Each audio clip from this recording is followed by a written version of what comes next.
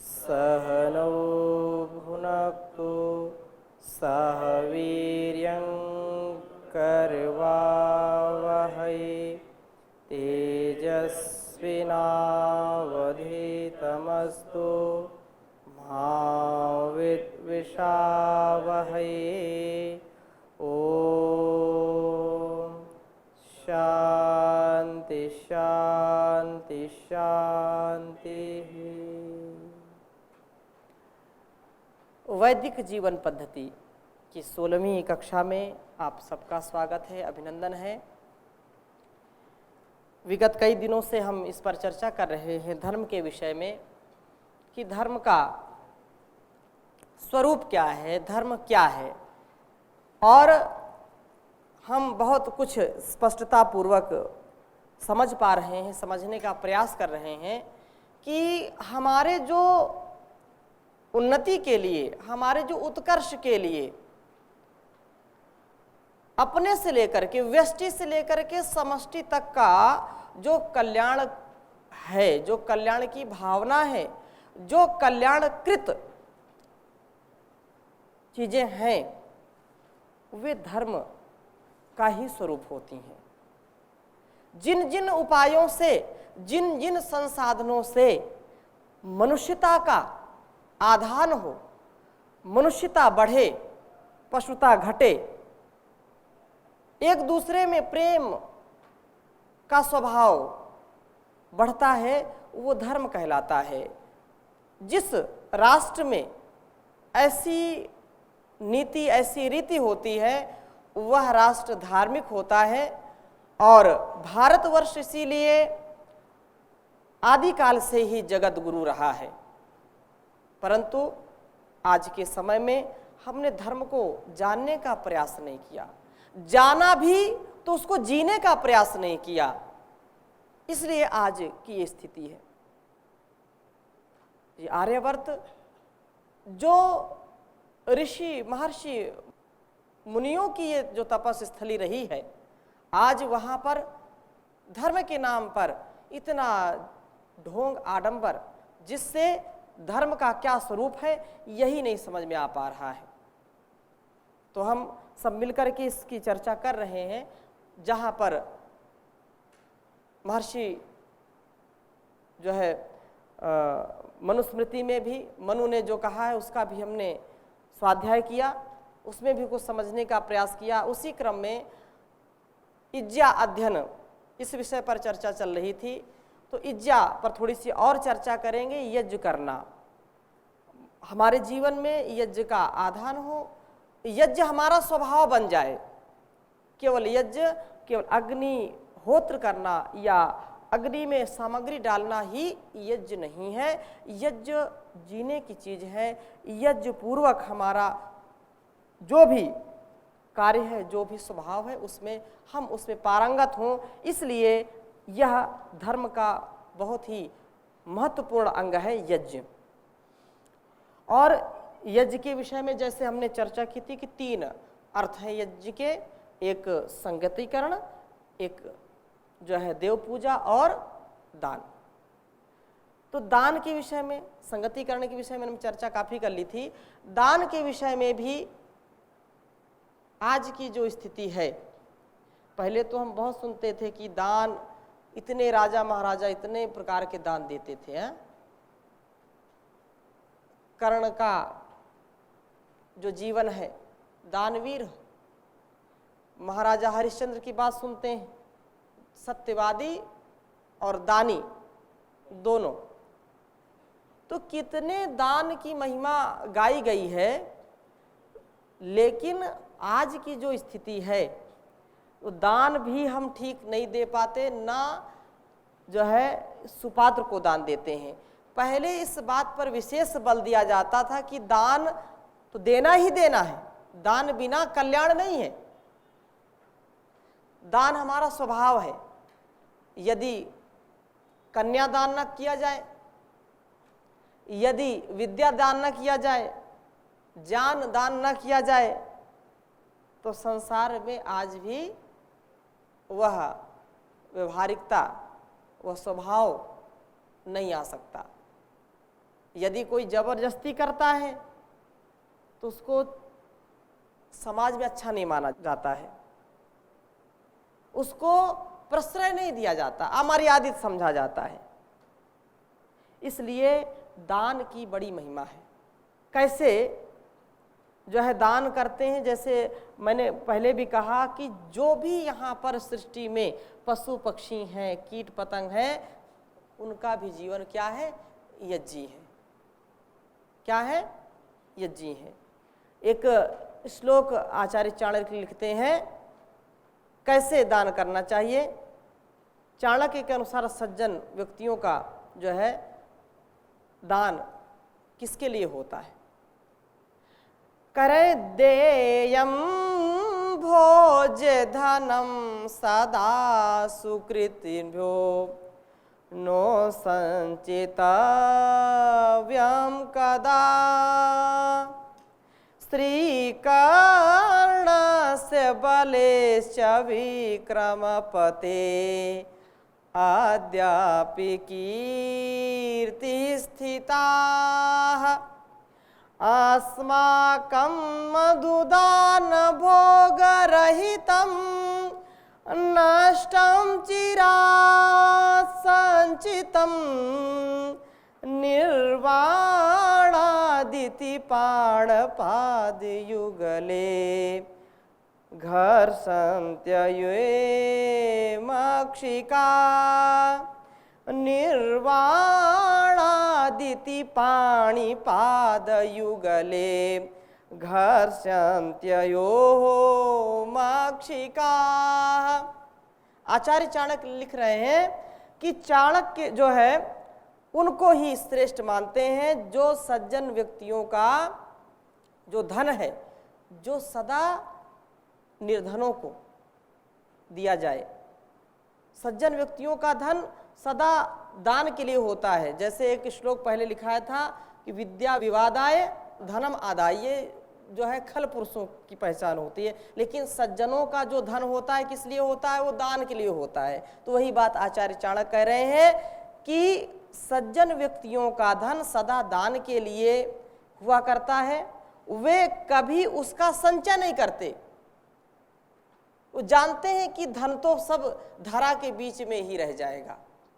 किसी कवि ने भी कहा, जिस दौलत पर तुझे है भरोसा जाने कब तुझे दे जाए धोखा, ये तो लुट जाए सरेआम रे प्राणी रट ले हरि का नाम, रे प्राणी रट ले हरि का नाम। ये धन है तो यहीं रह जाएगा, ज्यादा संचित किया तो लुटेरे लूट के ले जाएंगे।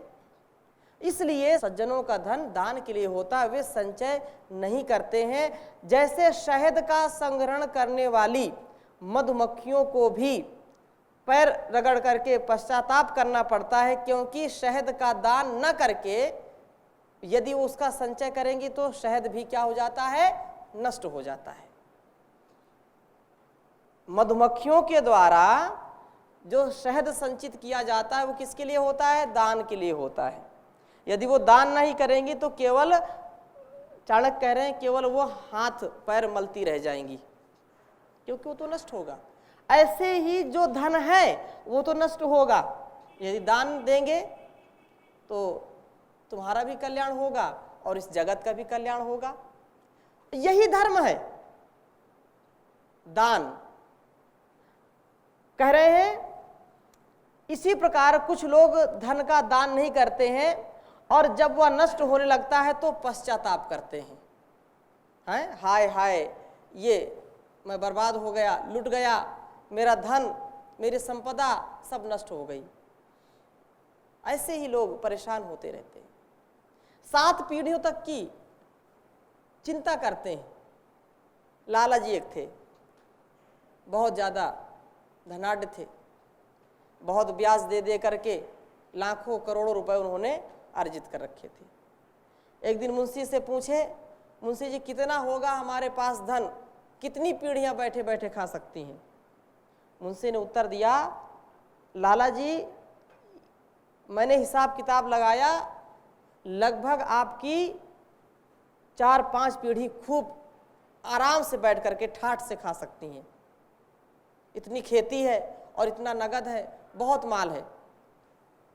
उसने कहा, लाला जी कुछ नहीं हुआ, क्या कर रहे हो, मेरी आगे की पीढ़ियों का क्या होगा, फिर से हिसाब किताब लगाओ। फिर से उसने हिसाब किताब लगाया, बोला लाला जी 6 पीढ़ियों तक की व्यवस्था हो पा रही है। बोले मुंशी जी गड़बड़ हो गया, मेरी 7वीं पीढ़ी क्या होगा, कुछ और करना चाहिए, क्योंकि मैं चाहता हूं कि कम से कम मेरे 7 जो है पीढ़ियां बैठ करके आराम से खाएं। तो ऐसे लोगों को धर्म से कोई लेना देना नहीं, उनको बस राम राम जपना, पराया माल अपना। उनको चिंता नहीं है, उनको चिंता नहीं है कि वेद भगवान क्या कहते हैं, ईश्वर की क्या आज्ञा है। ईशावास्यमिदं सर्वम यत् किंच जगत्याम जगत तेन त्यक्तेन भुंजीथा मा गृधा कस्य स्विद्धनम। संसार में किसी के भी धन की, किसी के भी जो है वस्तु की लालच ना करें, क्योंकि ये सब कुछ हमारा नहीं है, दूसरे का है, किसी का नहीं है, ईश्वर के द्वारा प्रदत्त है। 2 कथानक आपको चाणक्य जी के जीवन के सुनाते हैं दृष्टांत के रूप में। कवि कह रहे हैं कि चाणक्य श्लोक लिखते हैं और श्लोक के माध्यम से बताते हैं कि एक श्रृगाल, सियार नदी में बहता हुआ एक शव जा रहा था और उस शव को खाने के लिए वह उसकी ओर बढ़ा जा रहा था। दूसरा श्रृगाल उसी के सामने से आया, थोड़ी दूर पर था वो, और जैसे ही उसने उस मुर्दे को खाने का प्रयास किया तो उसने तुरंत उसको टोका, अरे ऐसा काम मत करना। बोले क्यों? बोले कि ये व्यक्ति कभी भी अपने जीवन में धर्म का काम नहीं किया, इसका शरीर बिल्कुल निंदित है, इसको बिल्कुल आप टच भी नहीं करना, नहीं तुम भी पापी हो जाओगे। बोले पूरा शरीर? बोले हाँ पूरा शरीर। बोले नहीं कुछ ना कुछ तो होगा। तो उसने उसका हाथ जो है, पहले हम लोग हाथ शुरू करता हूं, हाथ खाने का प्रयास किया तो फिर उसने मना किया श्लोक के माध्यम से, हस्तौ दान विवर्जितौ श्रुति पुटौ सारस्वता द्रोहिणौ नेत्रे साधु विलोकने न रहिते पादौ नातीर्थं गतौ अन्यायार्जित वित्तपूर्णमुदरं गर्वेण तुंगं शिरो रे रे जम्बुकमुञ्च मुञ्च सहसा नीचं सुनिद्यं वपुः। बोला बहुत भूख लगी है, कुछ तो खाने दो, थोड़ी सी तसल्ली तो हो जाए। हाथ केवल खा लेने दो। हाथ जैसे हाथ की ओर लपका, उसने मना किया। बोले हाथ बिल्कुल नहीं खाने योग्य। क्यों? हस्तौ दान विवर्जितौ। अरे परमात्मा ने हाथ दिए थे दान के लिए, हाथ दिए थे पुरुषार्थ करो, पुरुषार्थ से धन कमाओ, और हाथ दिए थे कि हाथों से दान करो। वेद भी कहता है कि तुम 100 हाथों से यदि कमाते हो तो 1000 हाथों से दान करो, 2 हाथों से कमाते हो तो 100 हाथों से दान करो। लेकिन पूरे जीवन इसने दान नहीं किया। इसके हाथ खाने योग्य नहीं बिल्कुल, यदि तुम खाओगे तो सीधा नरक जाओगे। कोई बात नहीं, मैं जो है इसका कान खा लेता हूं, थोड़ा देखूं तो। बोले ना ना ना, कान भी नहीं खाना। बोले क्यों? कान में क्या बुराई है? हाथ तो दान विवर्जित हो गए, कान में क्या बुराई है? बोले हाथ में तो दान नहीं किया हाथ से, लेकिन कान जिसके लिए दे तो उस काम को भी नहीं किया इसने। क्या?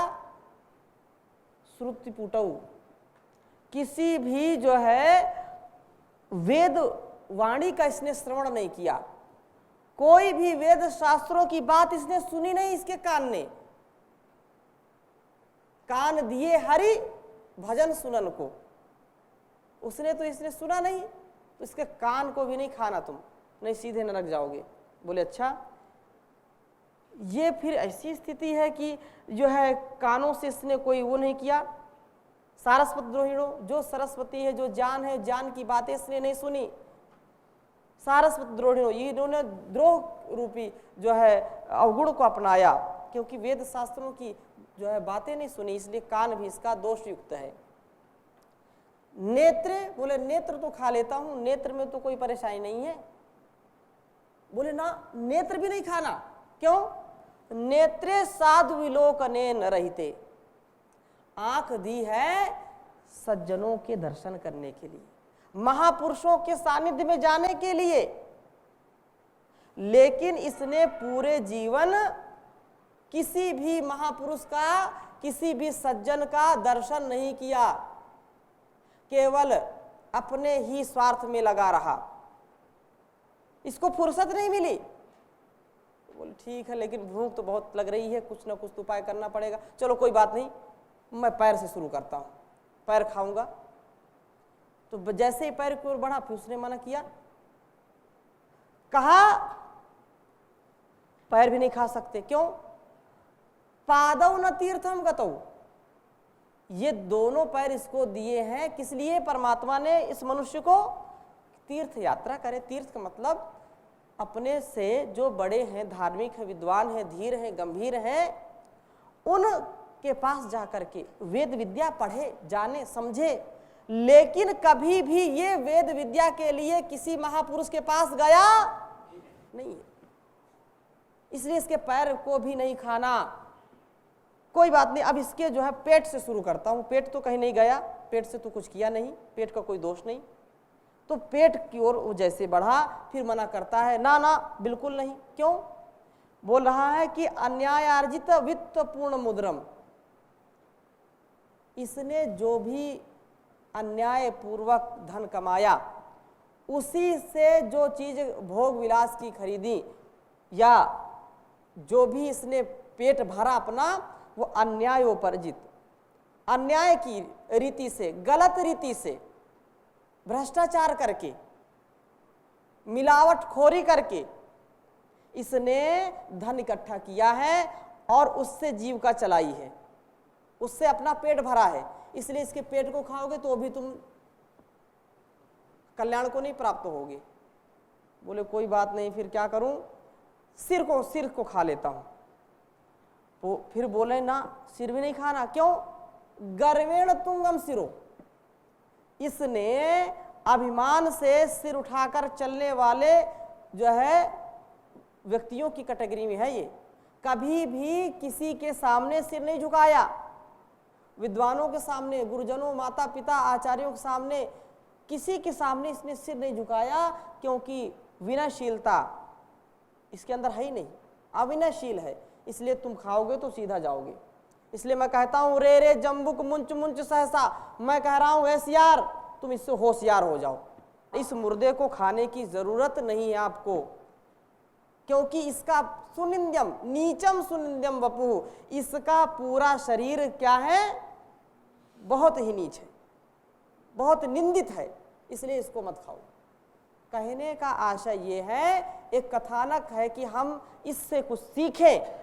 परमात्मा ने जो हमको ज्ञानेंद्रियां, कर्मेंद्रियां दी हैं, उसकी सिद्धि कहाँ होगी? धर्म पूर्वक जीवन जीने में, अपने कर्तव्य का पालन करने में ही हमारा कल्याण है।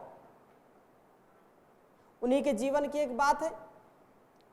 आचार्य चाणक्य एक दिन नगर में टहल रहे थे, तो किसी ने उनसे पूछा, महामात्य आप नगर में आज कैसे टहल रहे हैं?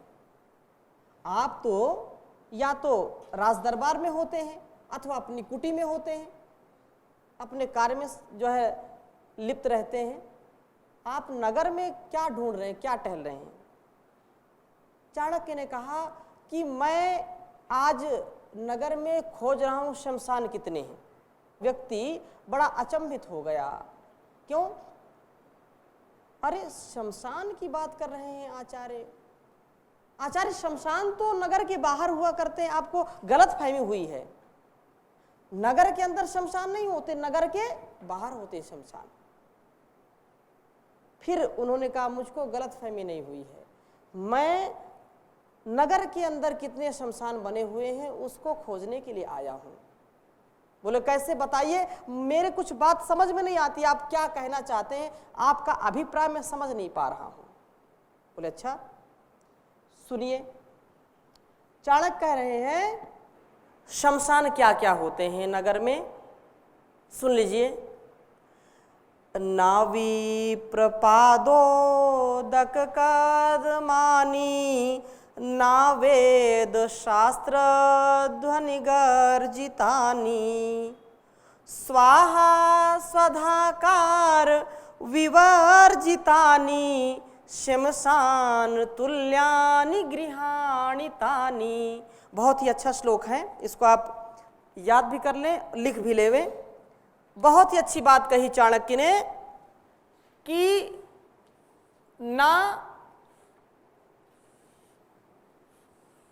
ना विप्र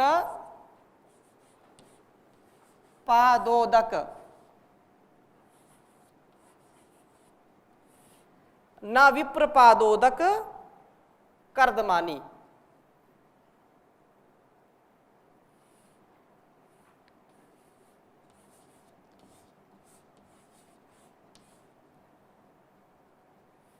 ना विप्रपादोदक कर्दमानी,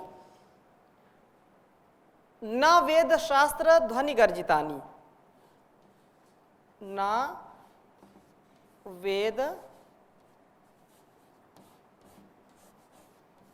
शास्त्र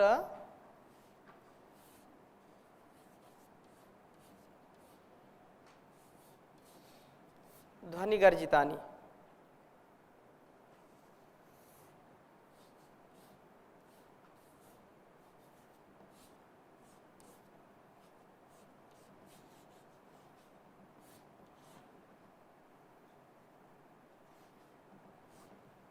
ना विप्रपादोदक कर्दमानी, ना वेद शास्त्र ध्वनि गर्जितानी। और आगे कह रहे हैं स्वाहा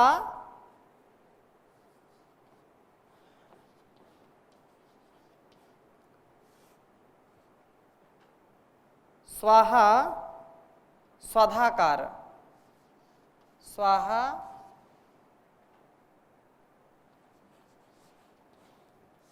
स्वाहा स्वधाकार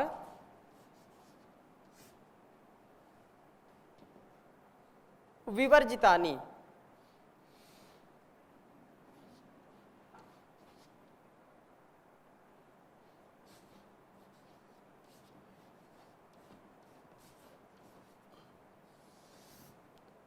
स्वाहा स्वधाकार विवर्जितानी,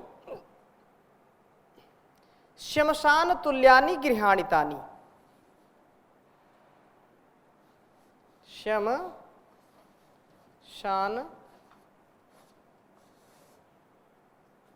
तुल्यानि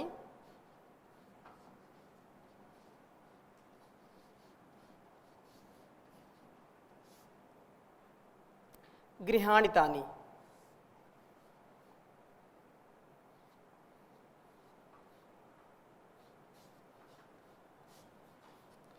ये हमारे जीवन में, हमारे घर परिवार में यदि ऐसी स्थिति है तो हमको याद रखना चाहिए कि चाणक्य क्या कहना चाहते हैं और वस्तुतः हमारा जीवन क्या है। कह रहे हैं, उच्चारण करेंगे अच्छा रहेगा।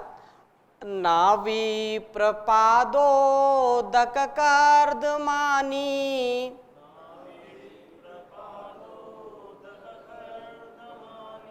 ना वेद शास्त्र ध्वनि गर्जितानि,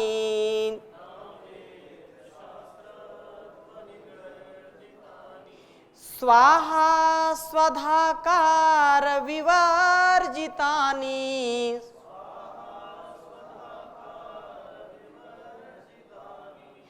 शमशान तुल्यानि गृहाणि तानि।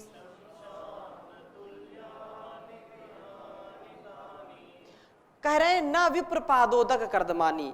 ध्यान रखिए, जैसे पहले कहा अतिथि देवो भव, जिन घरों में साधु संतों के पांव नहीं धोए जाते, न विप्र पादोदक कर्दमानी, जो विद्वान है, धार्मिक है, साधु संत हैं, जिन्होंने राष्ट्र के लिए, समाज के लिए अपने जीवन को आहूत किया है, उनके घर में जाने पर उनके पैर नहीं धोते, उनको अर्घ नहीं देते, और उस अर्घ से, उनके धोए जाने से उनके घरों की जमीन गीली नहीं हो जाती।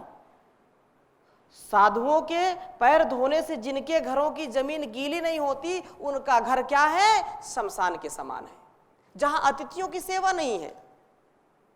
और कहा न वेद शास्त्र ध्वनि गर्जितानी, जिन घरों में वेद शास्त्र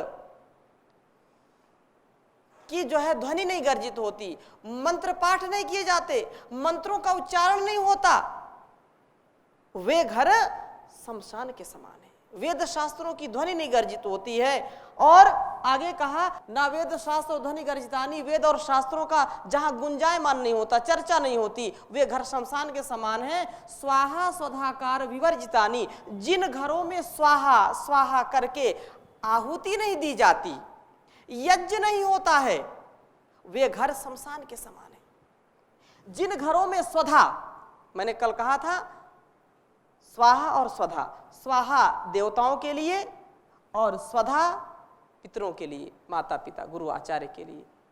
तो जिन घरों में माता पिता का सम्मान नहीं है, माता पिता का अपमान होता है, वे घर शमशान के समान होते हैं। ये जहां पर विवर्जित हैं दोनों चीजें, माता एक तो यज्ञ नहीं करते और माता पिता गुरु आचार्यों का सत्कार नहीं करते, वे घर शमशान के समान होते हैं। वे जो है शमशान तुल्यानि गृहाणि तानि, वे घर शमशान के समान हुआ करते हैं जहां पर ये सारी चीजें नहीं होती हैं। ये हमारी संस्कृति है, ये हमारी सभ्यता है, ये हमारी अस्मिता है, यही धर्म है, यही परस्परता है, यही नम्रता है, यही क्षमता है, हमारी यही ममता है, हमारी उदारता है, यही हमारा स्वभाव है। हम धार्मिक हैं स्वभाव से, उसको जागृत करने की अवस्था है। अवस्था में यदि हम जागृत नहीं कर पाए, इस अवस्था में अपने को संभाल नहीं पाए, तो बहुत हानि हो जाएगी। तो उठें, जागें और धर्म के मार्ग पर चलें। अपनों को और जो अच्छे सुविचार हैं, अच्छे सपनों को संजोएं, मानवता का हम ऐसे पथ प्रदर्शक बने जिससे आने वाली संतति को, आने वाली पीढ़ी को एक नया प्रकाश दे करके जाएं। यदि हम जागें तो सब जगेंगे, यदि हम सोएं तो सब सोएंगे। इस भावना के साथ हम विचार करते रहेंगे वैदिक जीवन पद्धति का, ऋषियों की संस्कृति का, उनके संस्कारों को अपने आप में उतारने का, उनको आधान करने का कार्य हम करते रहेंगे। आज यहीं तक, शेष चर्चा अगले भाग में। ओम शांति शांति शांति।